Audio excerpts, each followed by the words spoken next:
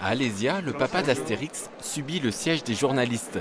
3/4 d'heure de visite sous forme d'opération de communication pour lancer l'événement majeur de l'année pour le musée au parc.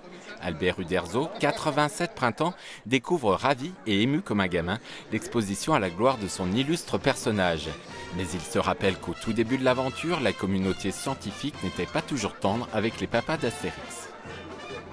Je sais que certaines critiques nous ont atteints quelquefois en disant que nous dessinons des Gaulois qui vivent que dans la forêt et qui n'utilisent pas la terre pour cultiver, ce qui n'est pas tout à fait vrai.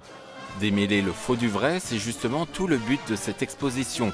Vêtements ou mode de vie, les archéologues et les historiens ont passé au crible les œuvres de Goscinny et d'Uderzo. Si les Gaulois portaient effectivement des braies comme Obélix ou Abraracourcix, en revanche, côté régime alimentaire, ce n'était pas tout à fait la même chose. On sait qu'en dehors de quelques repas aristocratiques, les Gaulois ne mangeaient pas de sanglier, mais des cochons tout simplement. Sur le plan historique, même si dans les années 60, les connaissances sur la guerre des Gaules étaient plus limitées qu'aujourd'hui, les créateurs d'Astérix se sont aussi autorisés quelques libertés. Il y a un écart, c'est certain, pour une raison simple. Uderzo et Goscinny voulaient d'abord faire rire. Ils ont joué sur l'anachronisme, ils ont joué sur le mythe gaulois tel que les Français d'aujourd'hui l'imaginent.